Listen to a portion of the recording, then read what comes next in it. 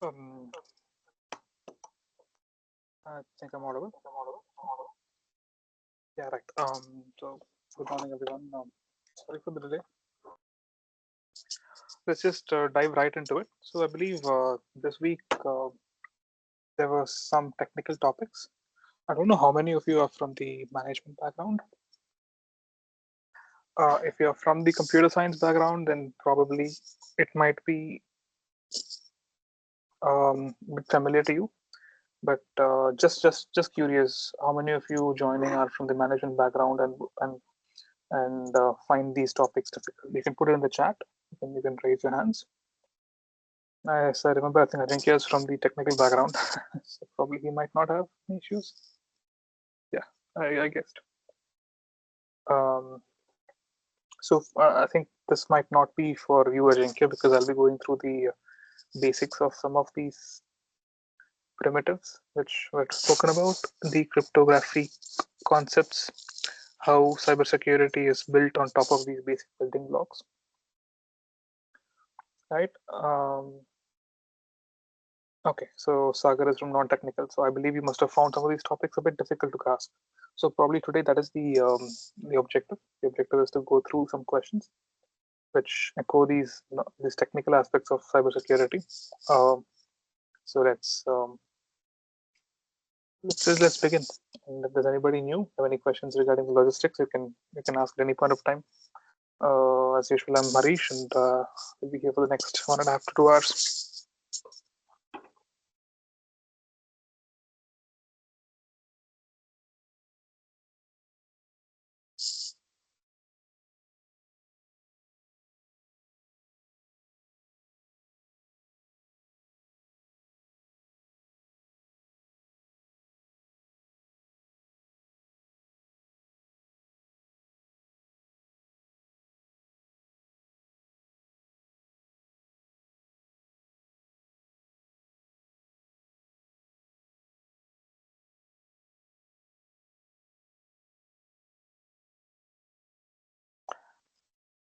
So, which means before we go into the questions, we will start with the technicals of cybersecurity that will start this week. If anybody has not gone through them, it's also fine. We can go through it again. Okay.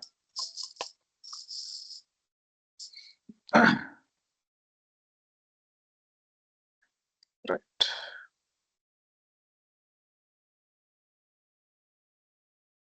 So, some of these topics or concepts we have gone through in the previous weeks. We have briefly touched upon them. So, for example, in case of biometrics, we even answered some questions, right? False acceptance, false rejection. So I think this aspect of it is very simple. It's more like if someone is not supposed to enter and they have uh, been given access, then that becomes false acceptance. And if someone should be allowed to enter and they're rejected, it becomes false rejection. So it's very simple. Okay. Okay. So now let's go into the networks aspect of it. So I think this was spoken about in the last class, if I'm not wrong. The last lecture was in fact, definitely more technical than management. But so essentially, you have to look at networks or the internet, right? So the internet is a network of networks.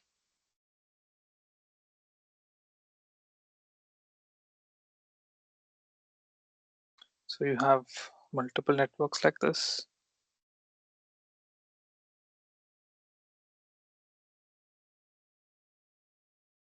And then you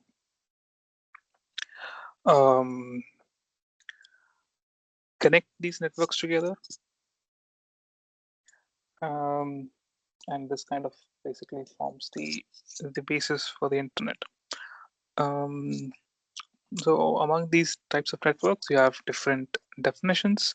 You have demilitarized zone, And then you have trusted networks, untrusted networks, all of these. Let's not go into the details of all of that.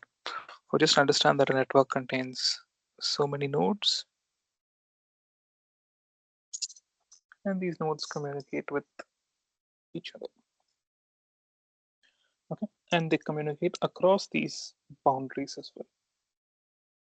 Okay? So essentially, a firewall is something that is placed at the edge. So a firewall is basically placed at the edge of a network, somewhere around here, which means it has vantage point. The vantage point is such that it can access or it can view. It can view all the traffic that is ingressing the network and egressing the network, which is inbound to the network as well as exiting the network. So that's the placement of a firewall. So again, might seem like a very technical term, firewall. It is nothing. It at its bare bones, a firewall is nothing but a table with header fields. So with some slight familiarity to networks, you might know that header fields are things like source IP, destination IP, etc. Right. So, if anybody has questions regarding the basics of networks, please feel free to ask in the chat, and I can explain further. So you have some values for this, which is inscribed into this IP table of a router or a firewall. Right. So this is what is present over here. So whenever a packet is inbound, it is kind of checked across all the entries, and if it confirms with some of these rules, these packets are allowed.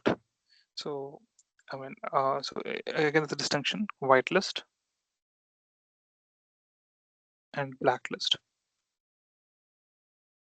There are whitelist rules, there are blacklist rules. So whitelist means, we've already spoken about this, that's why I'm just rushing through this part. So whitelist means you compare with the entries, and if it matches with any of these rules, only then you allow the packet. If it doesn't match with any of these, you reject the packet. At the same time, blacklist means it's the opposite. So it's like blacklisting. You're blacklisting some individuals. So you compare, and if it matches with any of these, then that means it's in the blacklist, and you tend to typically block those packets or flows. Right. So with that out of the way, this is about firewalls. So, but then fundamentally, if you see all these networks that are connected together, they're connected by links that span across geographies. So the question now becomes, how do you keep this data secure? Because you're sending it over huge links between India to let's say USA, right? You have these links that are spanning across geographies. What if someone goes in between and cuts the link and is able to listen to the conversations, right? So that uh, is a big security flaw because you can't monitor these cables. And so with for this use case, we have something called cryptography. So cryptography had its humble beginnings many years ago. In fact, many hundreds of years ago. It's a very fancy term, but at its bare bones, it's a way to obfuscate your actual information that you want to convey. So if you want to tell someone that please meet me at 8 o'clock here, then cryptography is a way in which you can convey to that person without anybody else understanding the details of that information. Right. So that is cryptography. That is cryptography. So let's just read through this, and by the way, you can ask any questions that you want.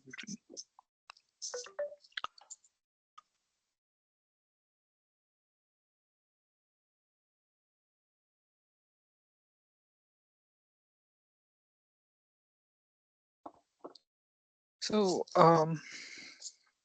encryption. Okay, right. So in cryptography, there are two aspects. One is encryption,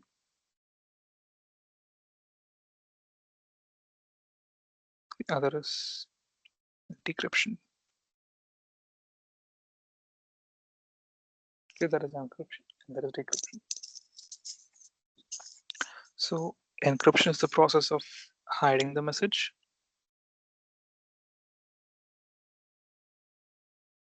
And decryption is the process of recovering the message or uncovering the message, let's say, and hiding.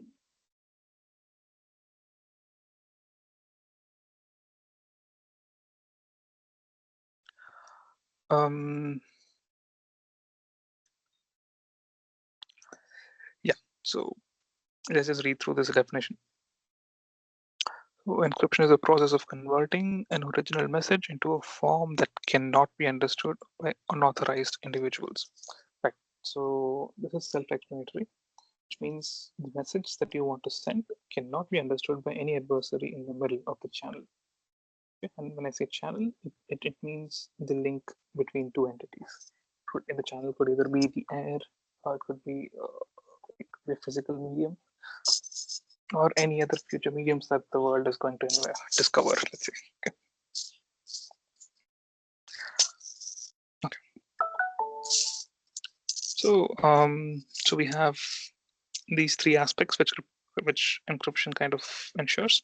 One is confidentiality, the other is integrity, and the other is non-repudiation. So once again, we've seen this before. This is confidentiality, this is integrity, and this is non-repudiation. So what is non-repudiation? Does anybody have an idea? So that means that one cannot deny that. Exactly. Perfect. So basically, once you've sent something, you cannot say that this is not mine, I didn't send this. So that's non-repudiation, and confidentiality, integrity are very self-explanatory. So there is a small distinction between cryptology and cryptography, although this is just definitions. Okay, my voice is low. Right. Let me just fix it. Is this fine now? Should be fine, I guess. Yes, sir. Okay. No. Yeah, if it does go low, please let me know, right? So that I can. Okay. So cryptology is the science of encryption, and cryptography is a bit more.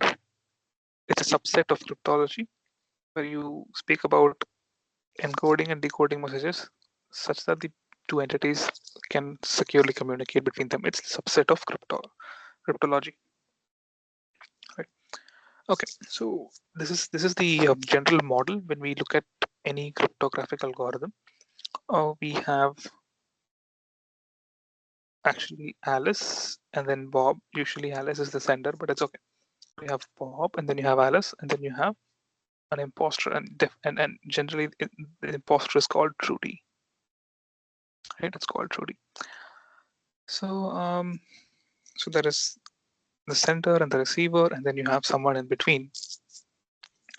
So the point is, the whole objective of cryptography is to be able to send a message across from, okay, yeah, so is to be able to send a message across from Alice to Bob or Bob to Alice, let's say Bob to Alice, in such a way that even if Trudy is able to see what is being sent, Trudy won't understand what's happening.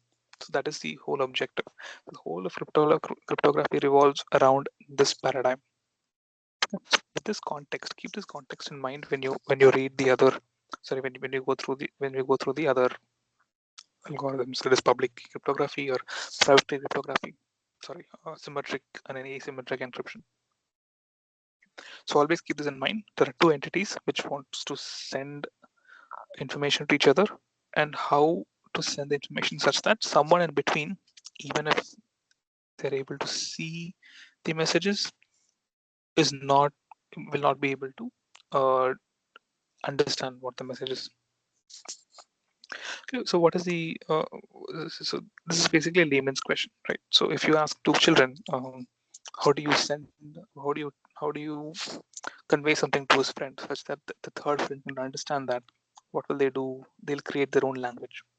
They'll be creating their own um, semantics or language semantics such that uh, uh, the other person would understand. So let's say this is child A and child B, and they need to talk to each other.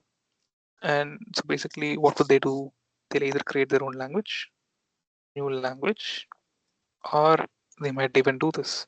They might say means the, and then dog means cat, stuff like this. So you redefine the meanings of some of the words in the language such that the other person won't be able to understand what it is they're talking about.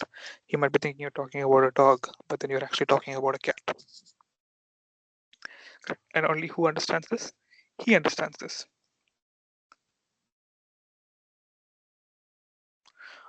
Why Sir, does he what is understand this? repudiation? Non-repudiation, what does it mean, sir? I thought you answered that, right, Veera? You're right, No, actually. I didn't understand. What is non-repudiation? Then who answered that question? You answered that. No, sir, myself, Ajay, sir. I said, sir. Oh, sorry. Okay, fine. I thought. So basically, non-repudiation means, see, I am sending a message to my father. Okay, so I'm sending a message to my father saying I'll meet you at so and so place, and then you are not able to make it to that place. You can't go to your father in the evening and then tell him that that no, I never told you. Right? So the concept where you cannot deny that you sent a message is non-repudiation.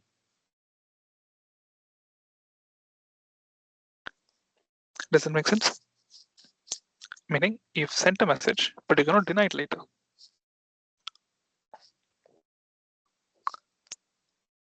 Meaning you have your stamp on it, because it's like once you've sent it, then you just can't say that I never said it out. Right. So let's go through some related terms here.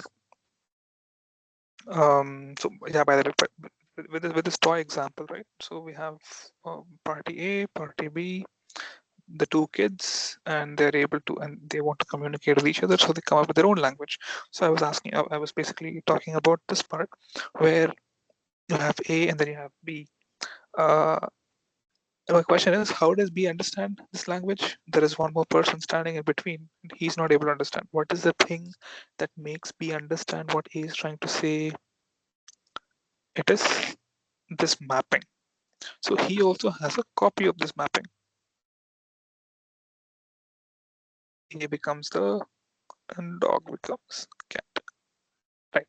Only because he has this key, that he's able to understand what A is speaking to B. Correct. Okay. Now the question becomes slightly more nuanced. This is called the key. Right. How do you share this key with B? How does A tell B that this is the key? Whenever I say dog, it means cat. Whenever I say it means the. Right? How do they know?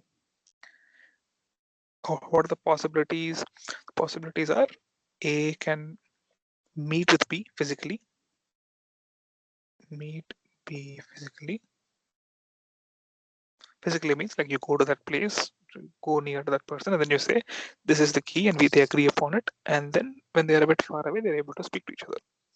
Right? This is possible, and this is very secure also because nobody's in your space, and you can convey the key. And this encryption is it depends on the strength of the encryption as to whether it can be broken or not. So this is very secure.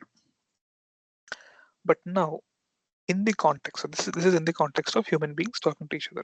In the context of networks, when there is an A is over here, when B is over here, right?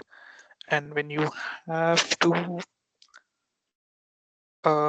communicate with B, you need to first establish a key.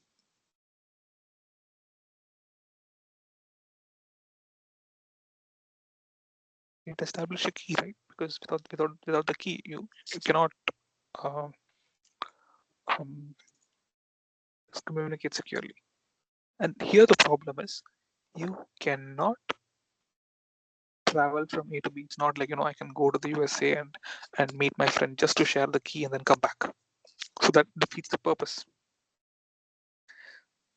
of internet itself. So now the question is, before we say that, okay, A is encrypted like this, encrypting it like this, how do you share the key so that anybody in between cannot read it? So the option is you are able to send the key like this, but what if the key is also caught by the attacker, by the man in the middle, right? So this is a pertinent problem. Are you able to visualize this problem? If you have any questions in this at this stage, you're free to ask. I'll give you a moment to just let it sink in.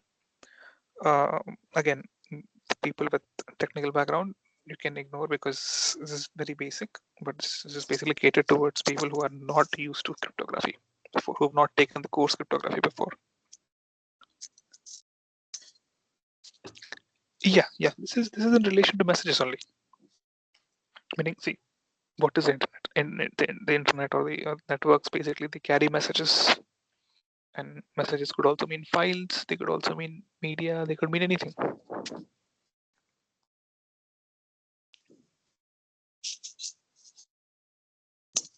Yeah, it's for everything. A message is a big umbrella term which could mean PDF files, videos, games, anything. Anything that is digital data which is made up of bits and bytes, zeros and ones, which can be transferred on the wire. So this is the whole premise of cryptography. Right? First thing, how do you share the key without it being compromised? Second, yeah, how do you share the key without being compromised? Second, what kind of encryption will you apply so that it is strong? Okay, so with this context, we can slightly get into a little bit more details where we'll just read through some of uh, these lines in the slides, and then we can proceed. So plain text can be encrypted using an algorithm, right? So if you have questions regarding this word algorithm, sorry, this word encryption, let me know. Yeah. So we'll come to that when the relevant time comes. When we talk about AES, DES, we'll talk about the bit.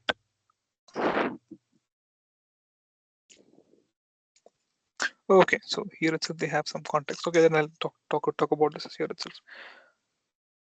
Okay, so they say plain text is transformed into a cipher bit, one bit at a time. So what this means is, there are a lot of fancy terms. Let's break them down one by one and let's understand what it means. So what is a plain text?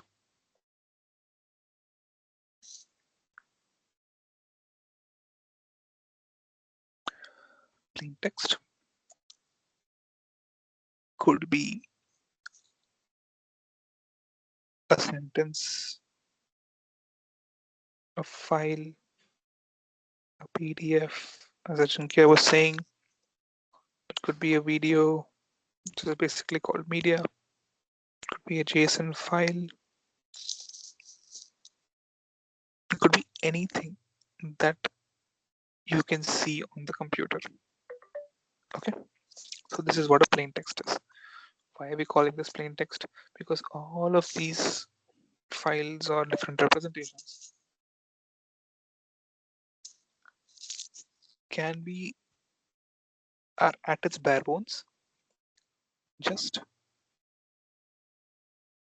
bytes of data. Okay, so what is a byte? A byte is 8 bits. So what is a bit?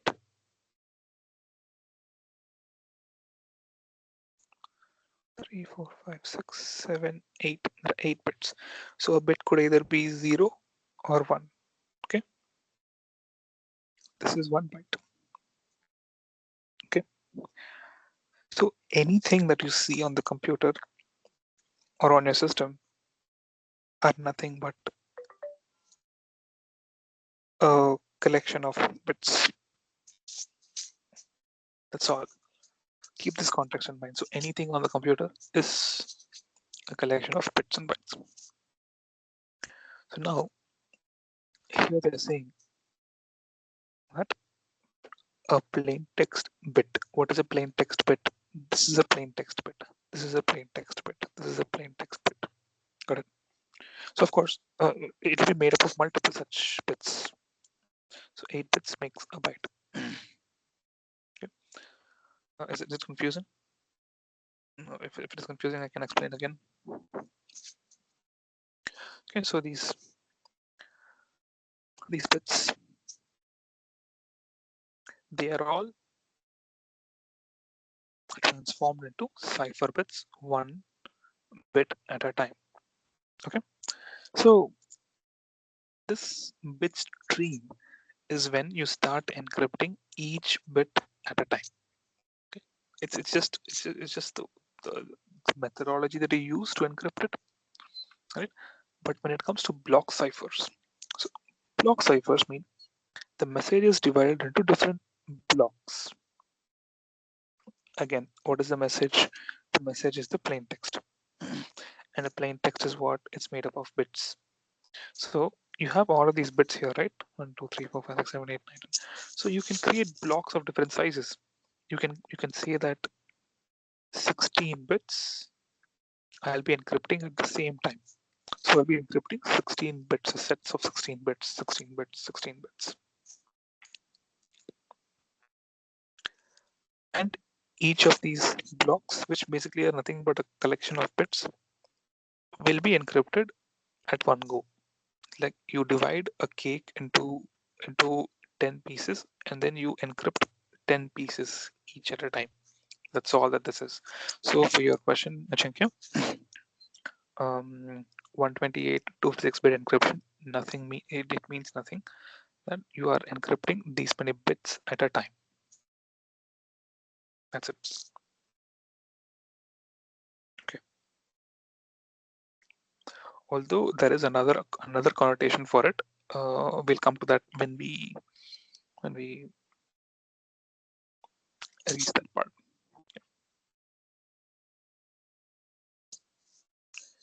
If I'll just pause here for a moment, and you can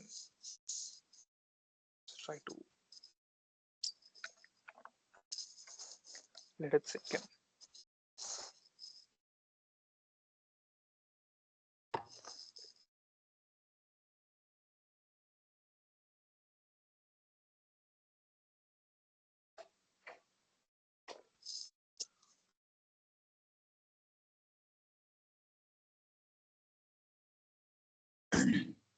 Okay, let's just read through the text here. So what is a cipher? A cipher, it is a transformation of the individual components, which could either be characters, bytes, bits, or even blocks of an unencrypted message into encrypted components. Simple.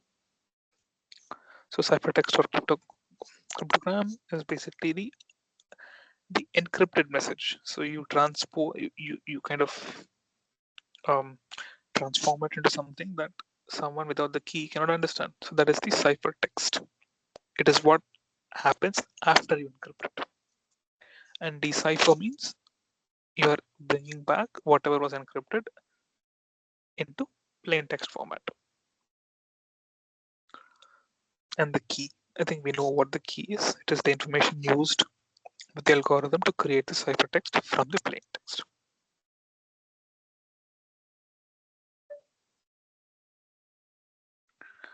Okay.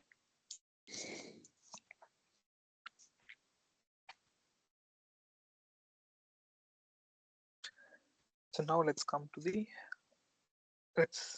take a slightly more deeper dive towards symmetric key encryption.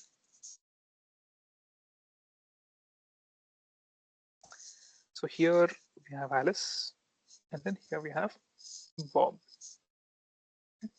and this is basically the channel, the channel through which Alice has to send messages. And who's in between? Who's the bad guy here? It's Oscar. Okay, they're calling him Oscar. Okay, cool, fine. So your objective right now is to send messages without Oscar finding out what it is that you're sending. Okay. So now, what is the most easiest thing that you can do? You can create your own key. You can send this key over to Bob over a secure channel. Now, okay, proper. Give me a moment. Let me fix it. Wait, are you hearing a lot of other noise, or is it that my voice is not um, strong enough?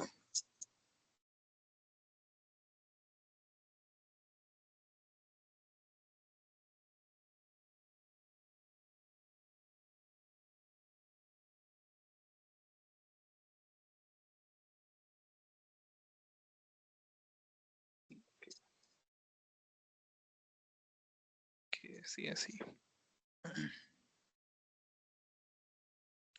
Okay, fine.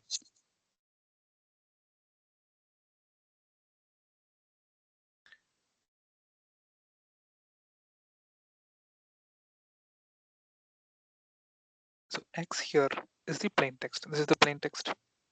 You know what a plain text is.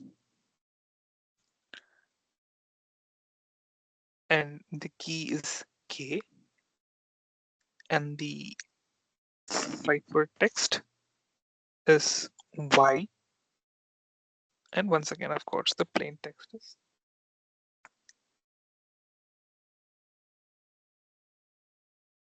X. Okay, let me just try and post it somewhere else. Hold on.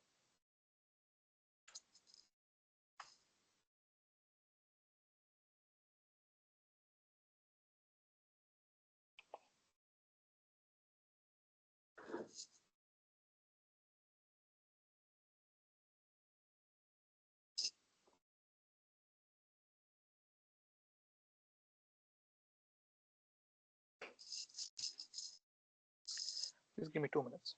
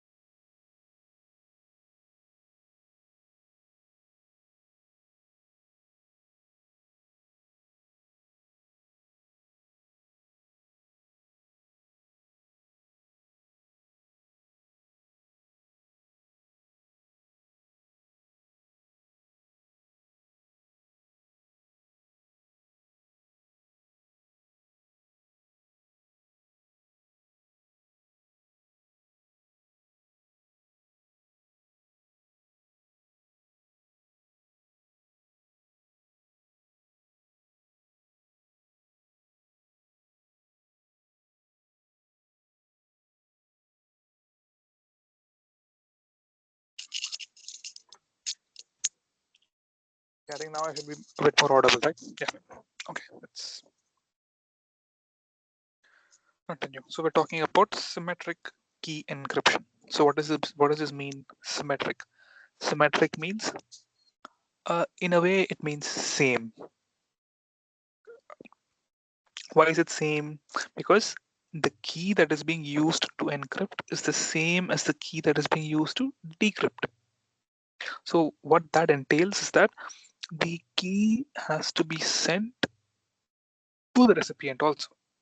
So previously in the other paradigm, when we were looking at it, we saw that the person can physically reach the other person and deliver the key to them. But that's not possible in the context of the internet and the connected world. So now the question again comes, how do you share the key? So here the assumption is there is a secure channel. And by secure channel, it means they are sure that there is nobody like Oscar or Trudy sitting and listening to the messages. So initially they send this key in this channel. Now don't ask me what kind of channel this is. This does not happen in real life. We don't actually have secure channels. This is not a practical assumption. Okay, so let's look at how they solve it later. So essentially you have the key, and assuming that you have delivered the key to your recipient, then you're good to go, because all you have to do is encrypt all of your bits or messages or blocks. And once you encrypt your messages, you can just send it over to them in the main channel. And even if there is somebody here, then they cannot listen to that. Now, you might get a question. Why do you have to send the message through this channel? If there is a secure channel, why not send the message through a secure channel? Do you guys have any answers for that? It's a logical question, right? We are saying this is a secure channel, which means nobody can read what it is. So why not send the message? Why only send the key through it and then send the other messages through the normal channel?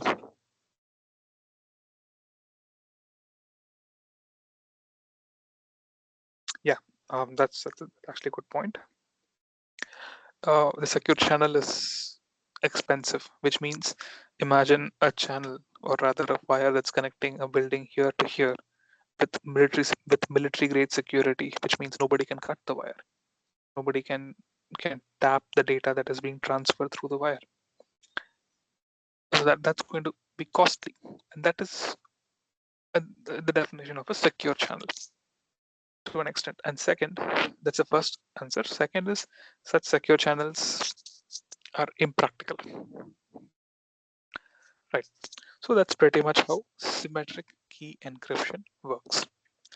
Now we've seen the concept of how encryption works, symmetric key encryption. Right. Now let's look at asymmetric key encryption, and then let's look at some methodologies by which we encrypt data. Okay. Now, before we move on to asymmetric key encryption, any questions on this?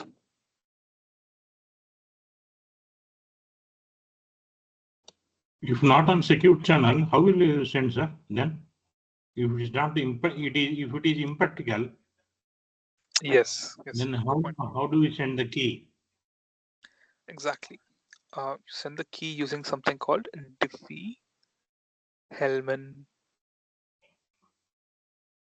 key exchange. Now, this was a very brilliant idea. Okay. I may not be able to go into the details of it, or maybe we can also. Um, if you're interested, I can tell you the details also. But look at it this way. Basically, Mr. Veera's question was, if not a secure channel, how can you share the key? So we share the key using something called Diffie-Hellman key exchange. I think it was explained somewhere here. Let me just take a look. 1 second.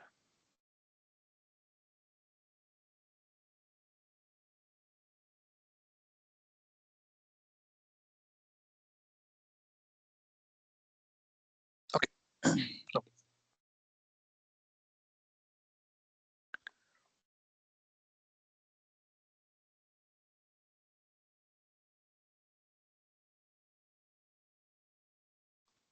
Okay. So what this Diffie-Hellman key exchange does is, so there is A and there is B. All right. Now A generates a secret number SA, B generates a secret number SB. Okay. They keep this to themselves. Right. So this is the secret part of it. Now you apply some operation onto SA and convert it to SA dash. And you apply some operation onto SB and convert it to SB dash. So what you're going to do is you're going to send SB SA dash here and SB dash this way. So now once you get SA dash here and SB dash here, A will apply another operation onto SB dash and B will apply another operation onto SA dash such that both of them will end up with the same number. I know this is confusing. I'll give you an example.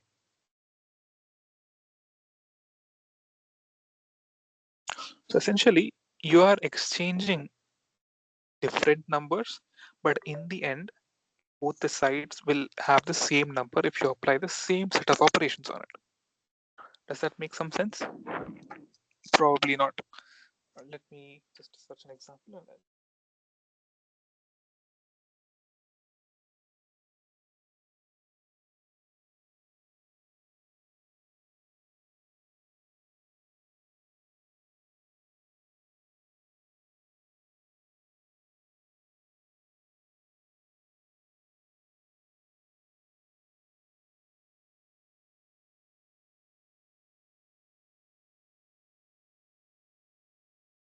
I'm just looking for the right numbers.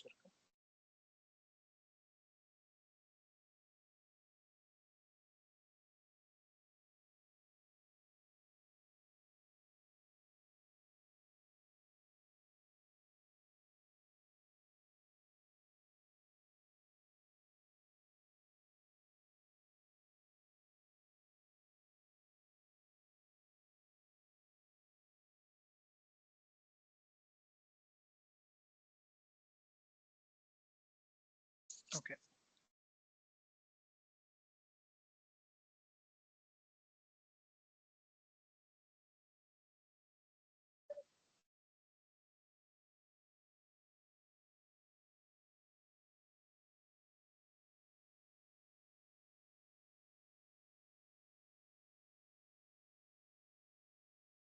So that is Alice. That's Bob.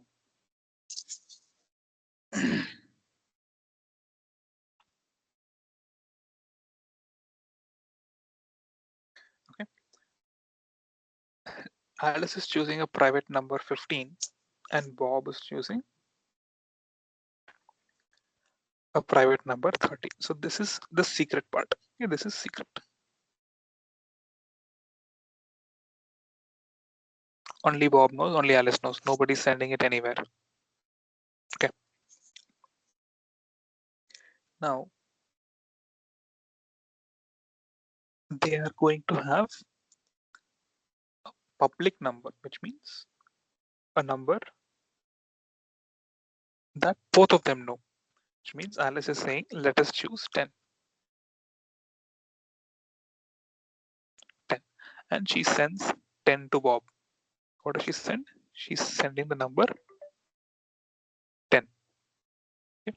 Now, if there is someone in between, like Trudy,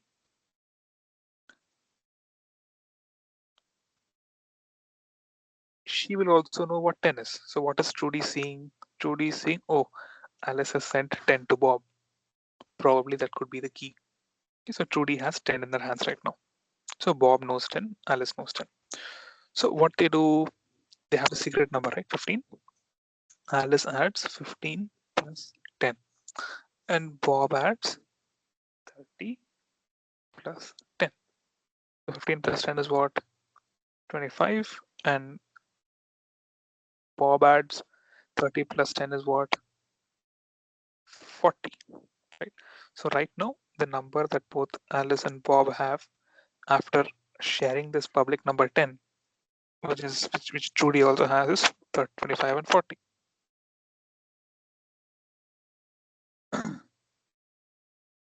Now what they do is now they send 25 here and 40 here. Are you following along? So now what does Bob have? Bob has 25 and Alice has 40. So when they're sending it here, Trudy also gets 25 and 40.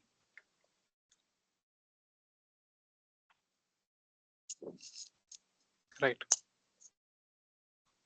So there is 40 here and there is 25 here. Which is the public key, sir? What is the public key then? No, we are not talking about the public key right now here. I mean, so sorry, the public key, or rather the not so secret part is 10. This is the public part. Okay, sir. Yeah.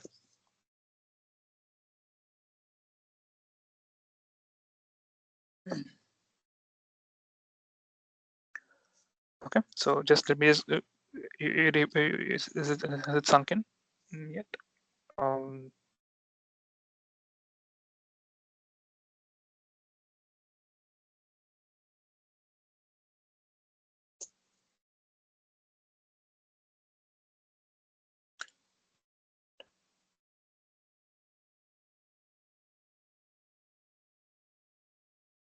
Yeah. Okay. So now Alice has sent what? 25 here. Alice has sent 25 and Bob has sent here 40. So right now this is what they have. Now the magic happens when you add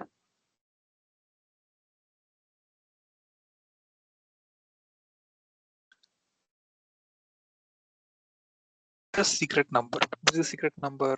This is a secret number. This is a secret number. Right? You add 15. So because see, Alice has 15. So 45 plus 15 is what? Sorry, 40 plus 15 is 55. Now 25 plus 30 is 55.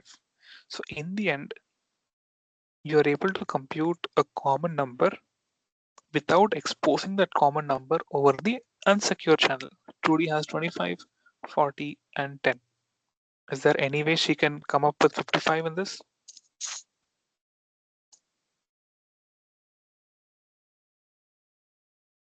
No, because you need the secret part of it. Right. Now, this is a very toy example. Here you can apply multiple permutations and combinations and you can break the encryption. But this usually happens over modulus operations, which are difficult to reverse. Right. So if you've not understood this, I'll explain this again because it's a very interesting part of cryptography. This is pretty much how everything started also, in fact. So the point to note here is you're able to share messages. You're able to share a key, which is 55, without sending 55 through the channel.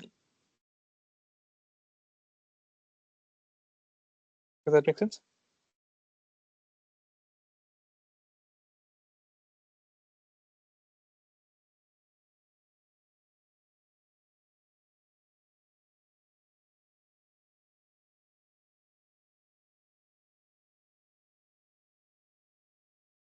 Okay, I'm assuming it's making sense.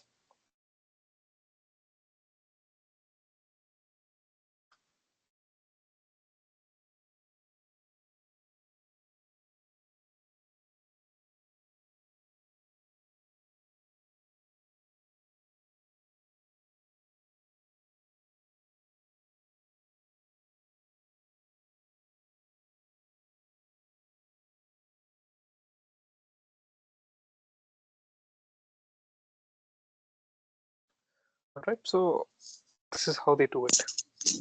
And this is how they do it now also.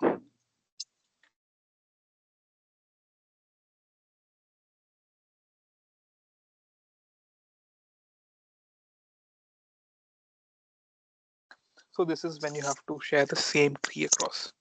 But you also have other methods, and that is called asymmetric key encryption.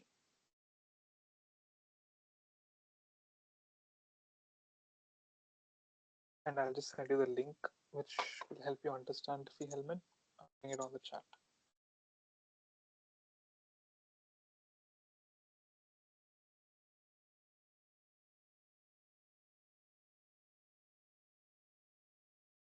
Okay, a total bouncer was asymmetric or is it symmetric? Symmetric, were you able to understand, Jinkya?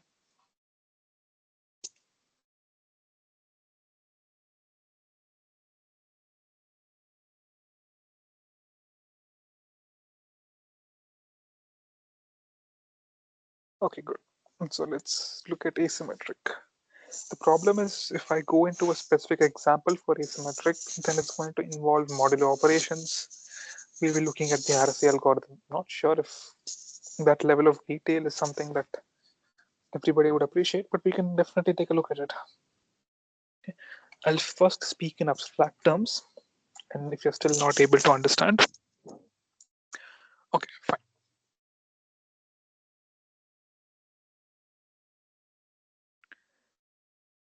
In fact, we did touch upon asymmetric algorithms I think in one of the previous classes. Yeah, I spoke very briefly about it. So again,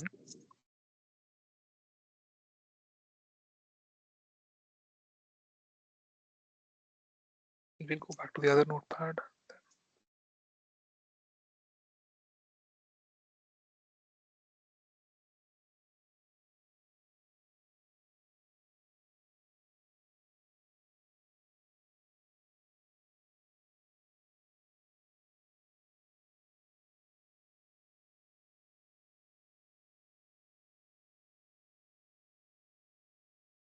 Okay. Asymmetric cryptography or asymmetric encryption. So again, there are two parties here. There is A and there is B, Alice and Bob. Okay.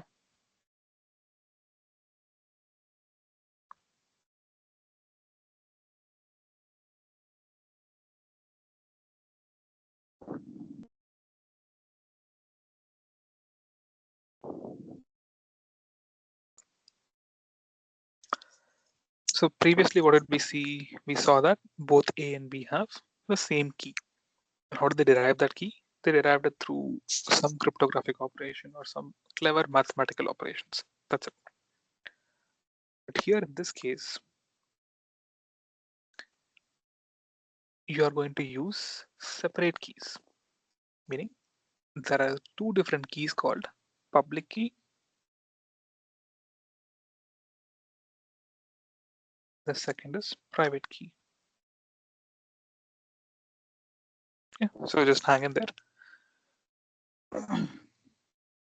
So every entity that wants to talk to any other entity will have a public key and a private key. And a private key. Similarly, Alice will have and Bob will also have.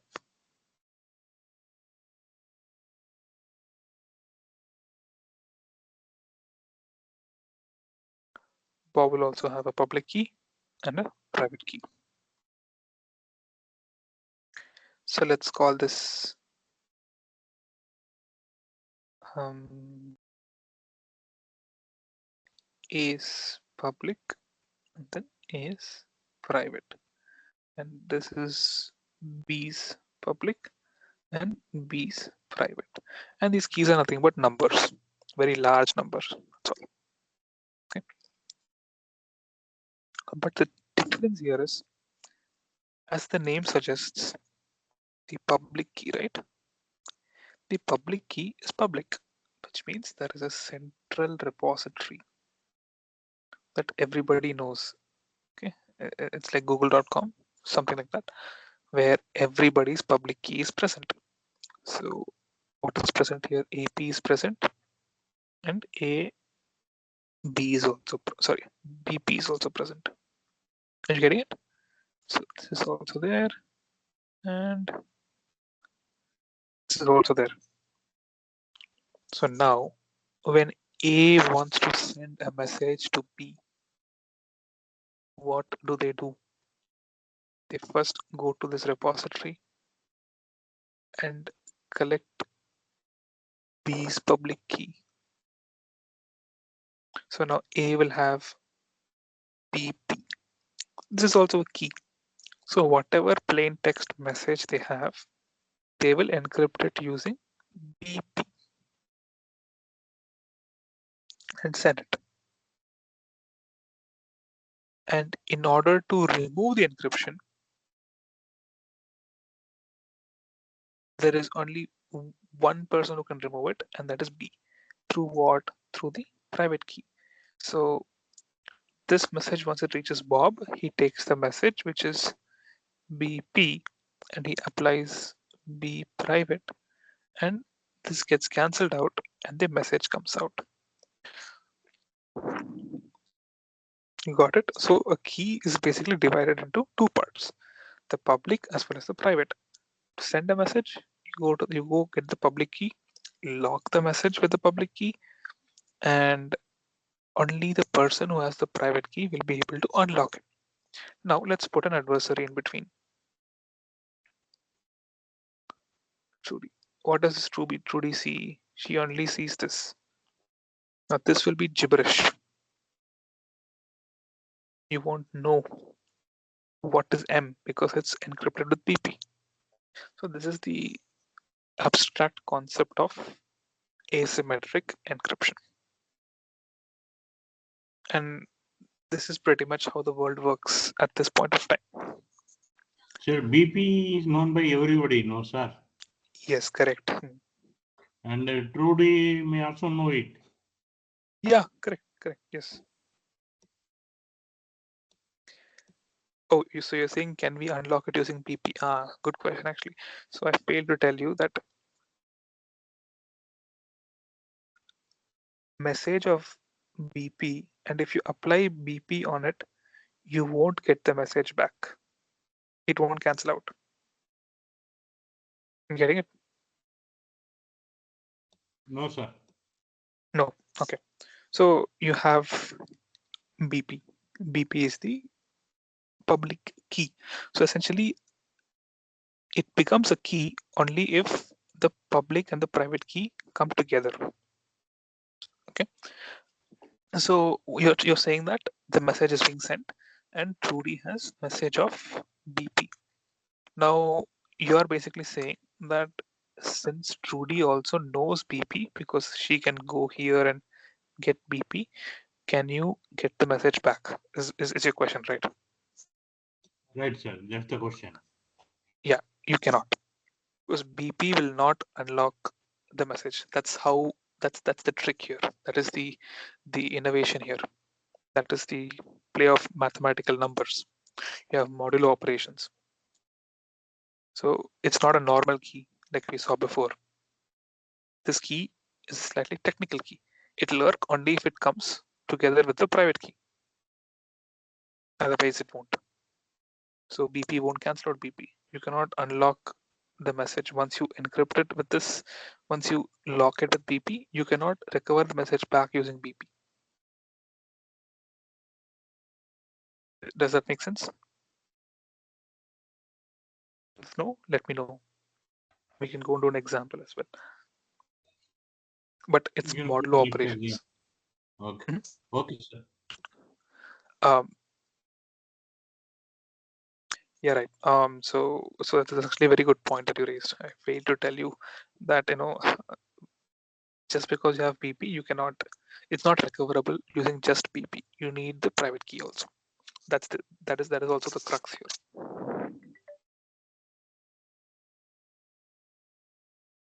Okay. Let me just give you a few minutes to digest this. Sorry, you mean to say that Trudy knows message of BP, but he doesn't have B private key. Yeah, Is right. that your concept? Yeah, that is the definition, right? Private key is B sending it anywhere? No, right. Private key B is keeping it only to himself. Only the public key is sending it to the repository.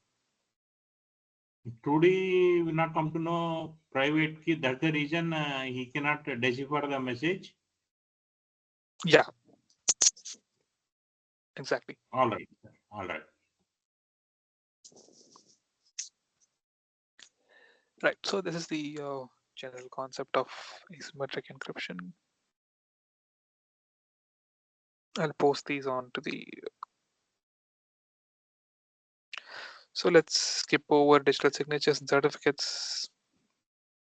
All of these also make use of the public key mechanism, although it's used in a different context here. That's all.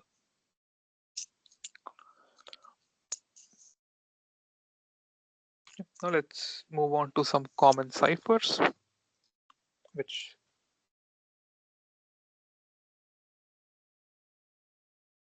is basically how when we're talking about keys, right? So when we're talking about keys, how are these keys applied?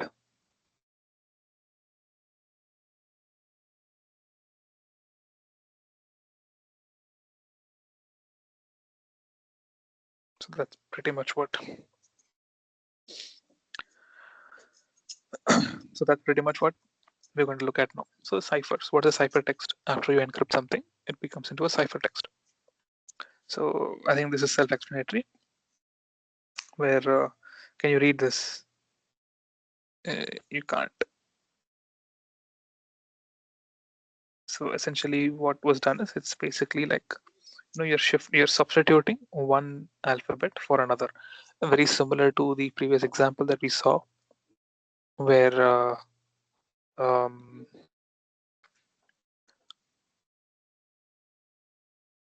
where the two kids were talking to each other. They substitute one word for another. Right. So it's similar to that.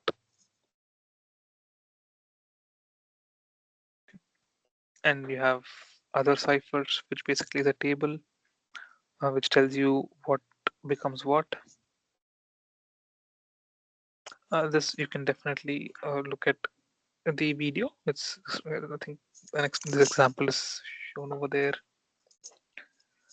And transposition ciphers, they talk about, okay, so bit 8 becomes 3, 7 becomes 6, 6 becomes 2, 5 becomes 7, 4 becomes 5, 3 becomes 1.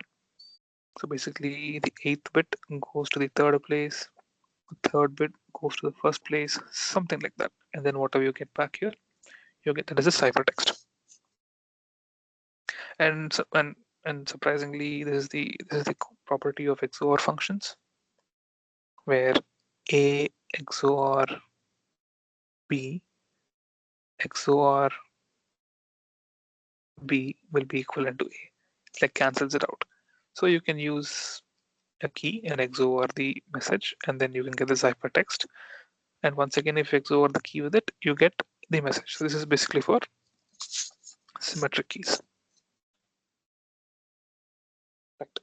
So let's just move into the questions and see if you're able to answer.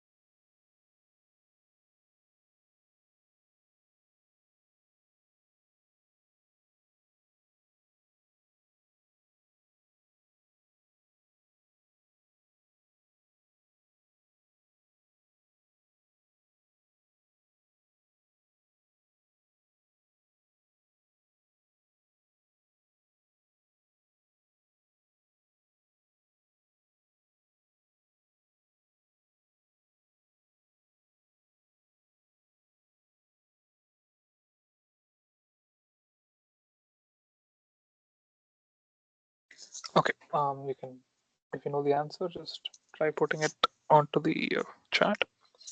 So, which of the following terms describes the process of making and using codes to secure the transmission of information?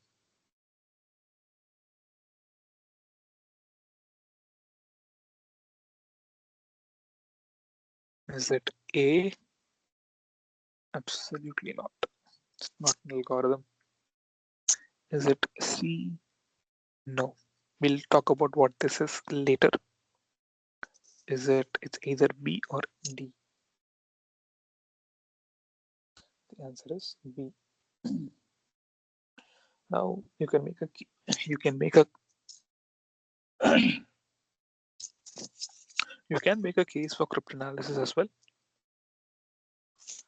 But cryptanalysis is when you look at the cipher and you try to break the cipher. So that is not what we are looking at. So the answer to this is B. This is the answer.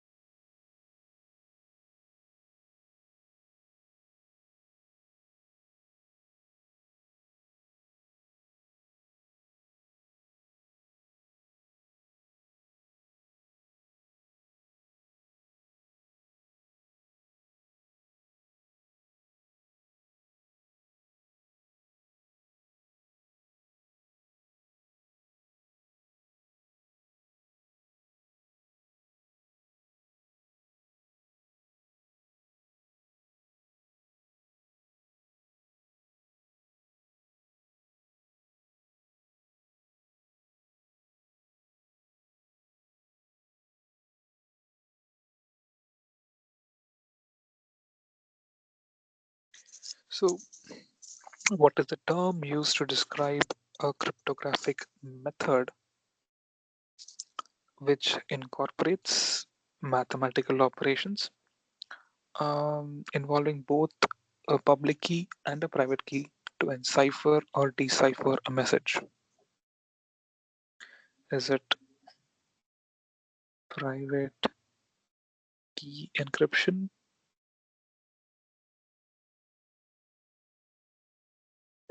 Is it B, symmetric encryption? Is it advanced encryption standard?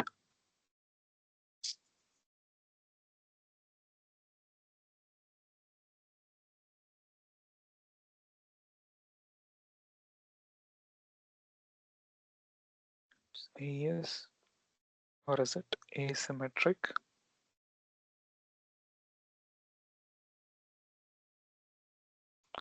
encryption?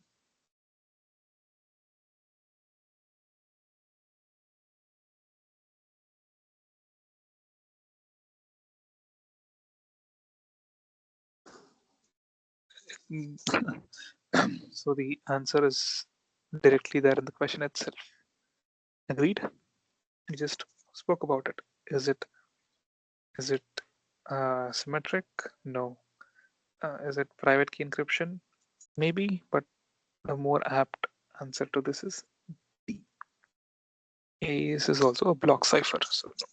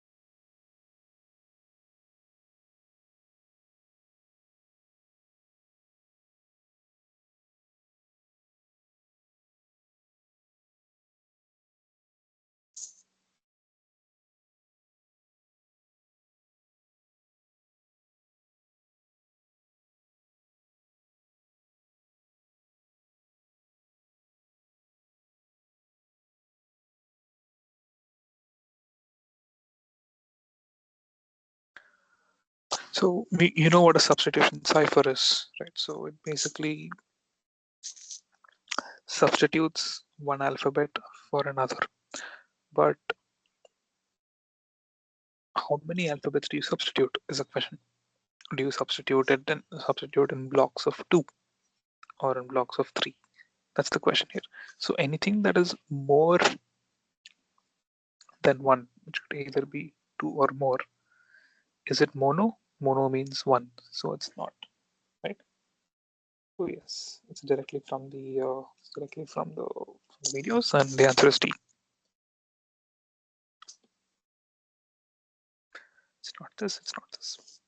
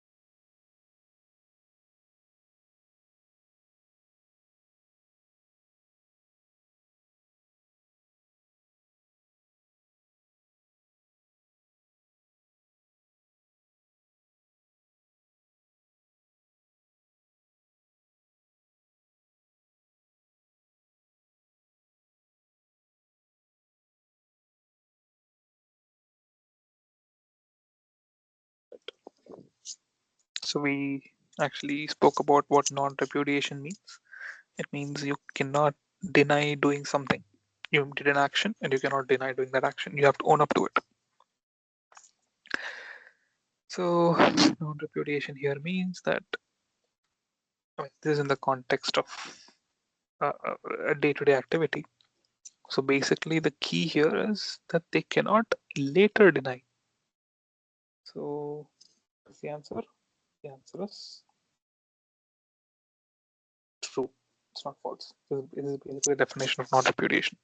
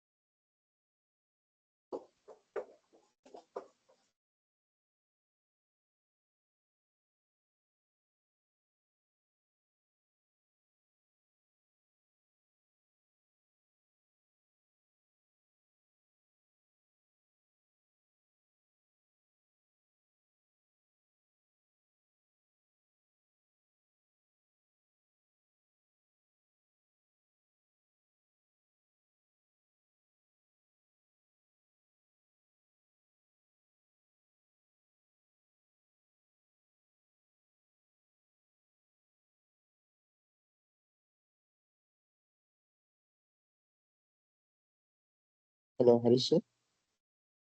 Yes, please. Can you repeat the question number one and just explain the answer actually? Why it is true? The Four number question. fourth number. Oh, okay, okay. Because So writing is somehow we cannot able to read actually. okay, sure.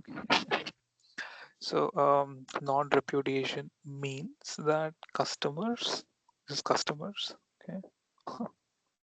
Sorry, customers or partners can be held accountable.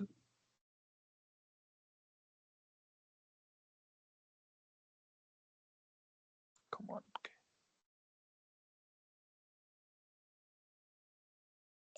can be held accountable for transactions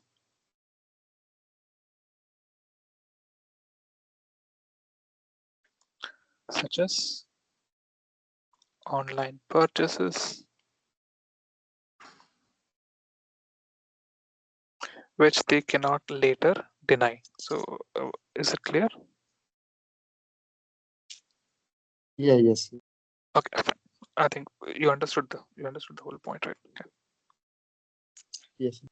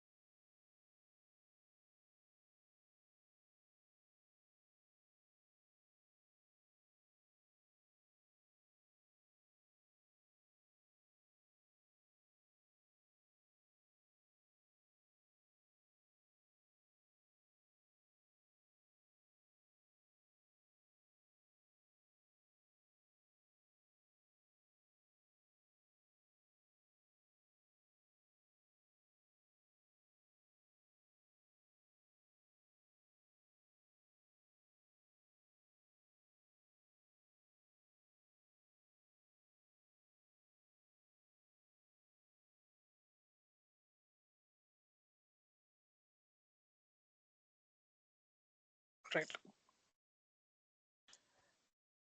So when we have some online sessions that are established with a server, we have something called session keys.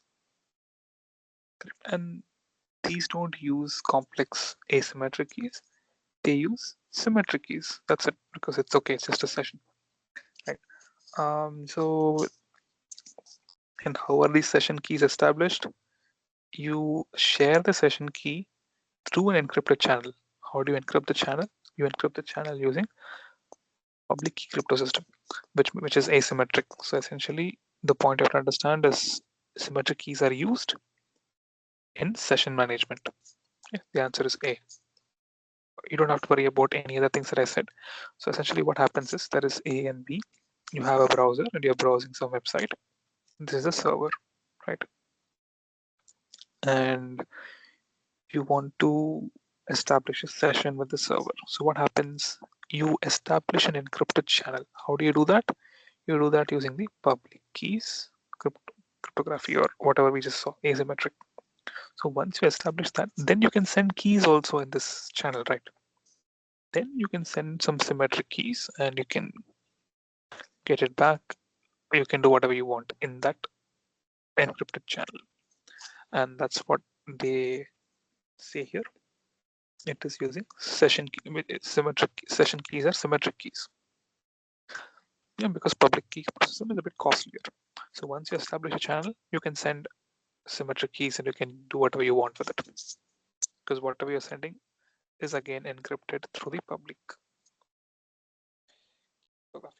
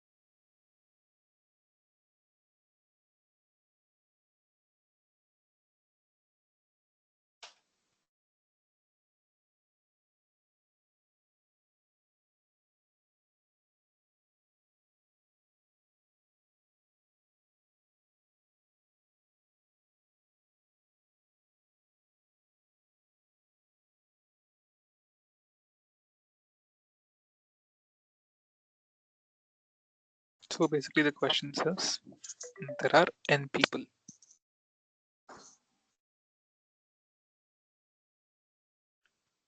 Correct? And if all the n people want to communicate with each other using a symmetric key cryptographic system, which means the keys are specific to that particular pair, then how many keys are required?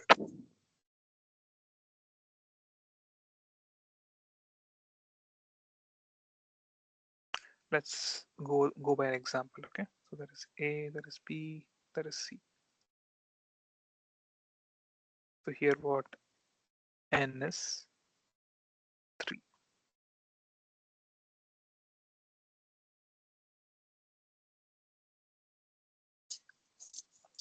Okay, now between A and B,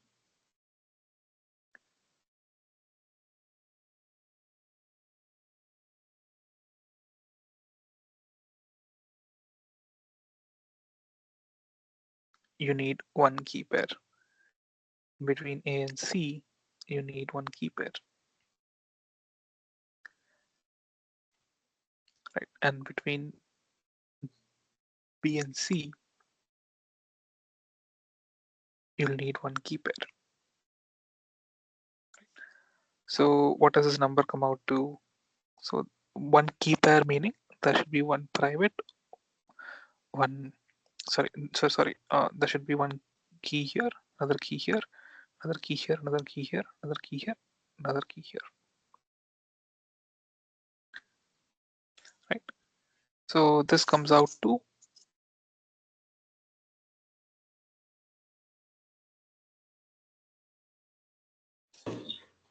2n, sir.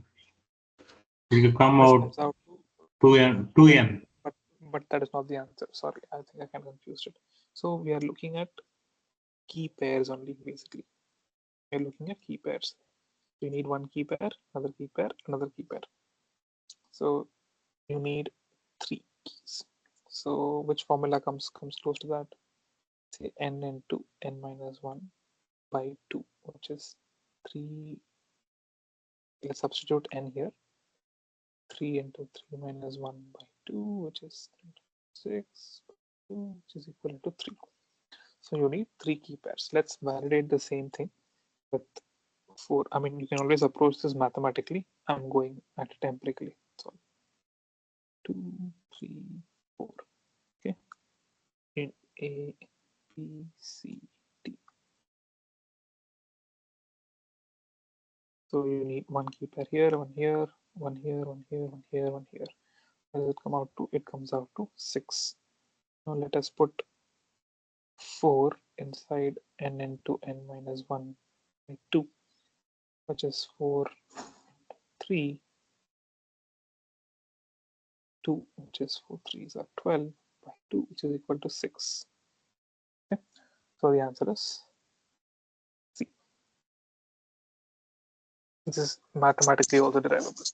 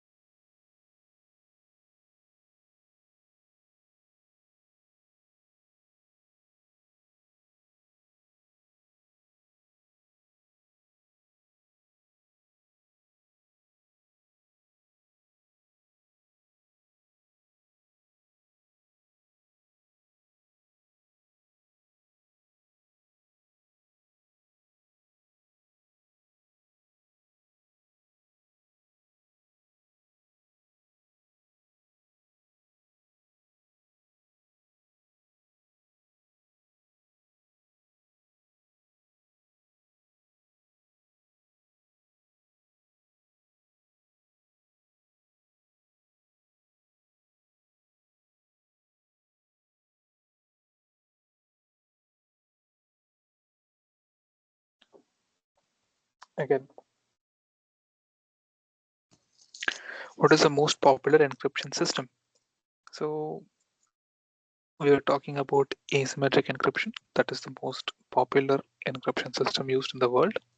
And among asymmetric encryption,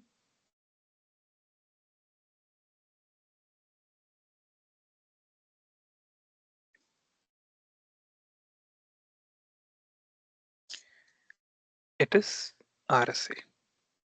Okay. RSA is the most popular encryption system that's used over the world because that's the public key crypto system. They were the ones who started it. This is Rivest, Shamir, and Edelman, the names of 3 scientists who came up with the asymmetric crypto system. Okay, and then finally, you need to use a shift cipher.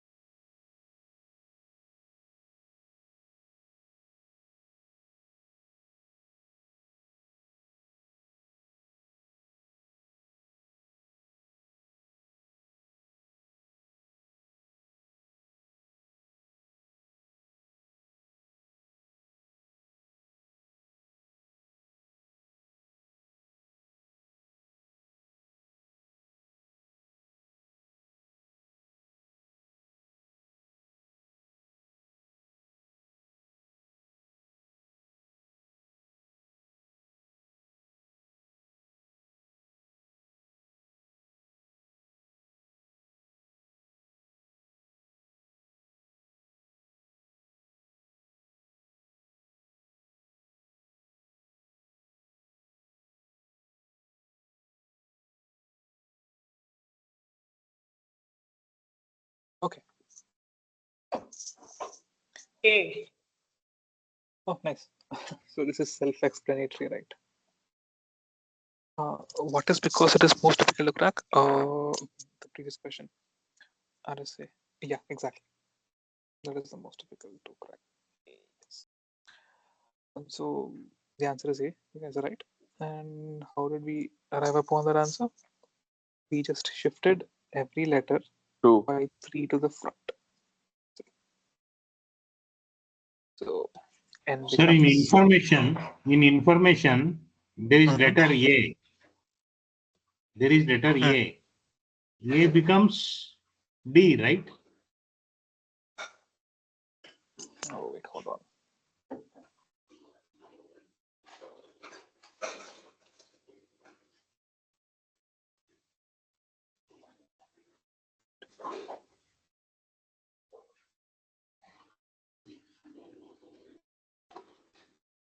I think it should be D. B should be yeah. D.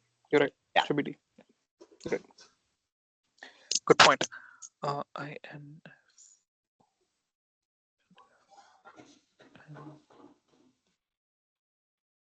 A. So this should be D. And A is the answer. I mean, you just No, shifted by before 3. that. Yeah. No, sir. P instead of P it should be D. FOR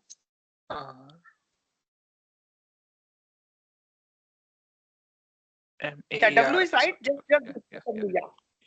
You're right. Yeah. So this is D, correct? So basically, how this happens is for those who are not able to understand. So this is C. You're shifting it by 3 to the front. So that is A B C D E F G H I J K L M N O P M N O P Q. So N say you're going 3 to the front. O P Q. Similarly, for all the letters, if you do that, you'll be getting this value. So by the way, this is D.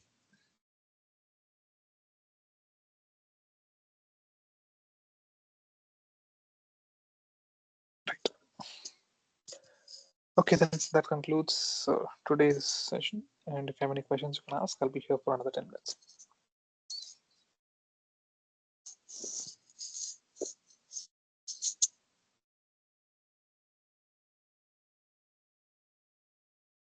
No, is it? Question has 11 characters. Hold on. Okay, I think this question is 1, 2, 3, 4, 5, 6, 11, 10.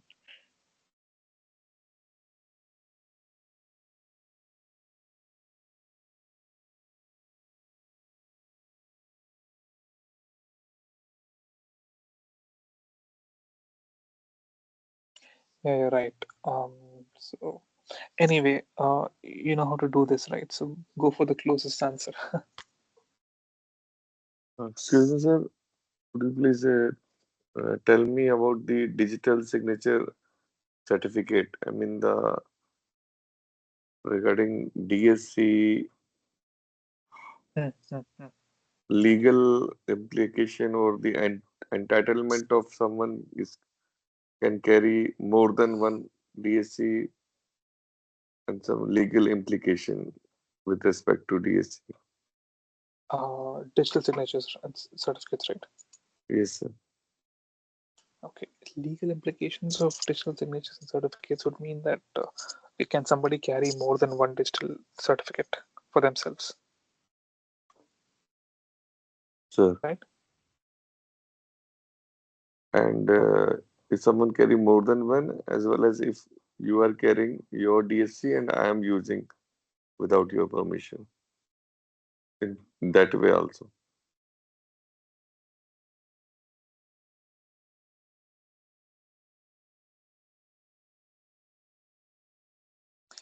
I'm not sure about the legal implications of it, but see, I think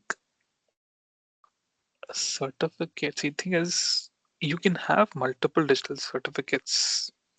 This is my opinion. I'll have to verify this, but somebody else cannot use a certificate, should not use a certificate,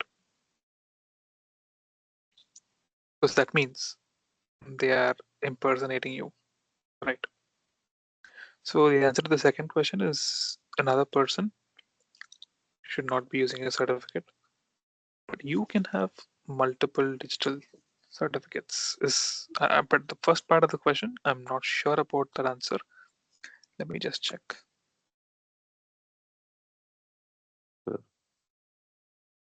Um, yeah, I think essentially one is what is recommended, but no one's going to stop you from having two is what I feel.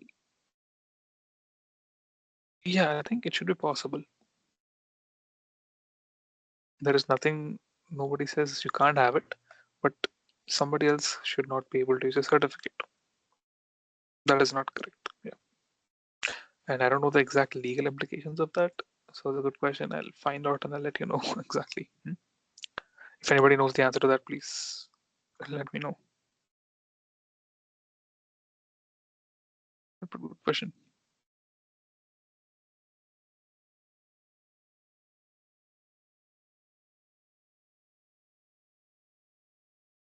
But I am searching for it. Just give me a moment. Right. So I think I'm sure about the second answer, that you can't use somebody else's DSC, but you can have more than one. Yeah. That's it. You can have more than one. Yes, correct.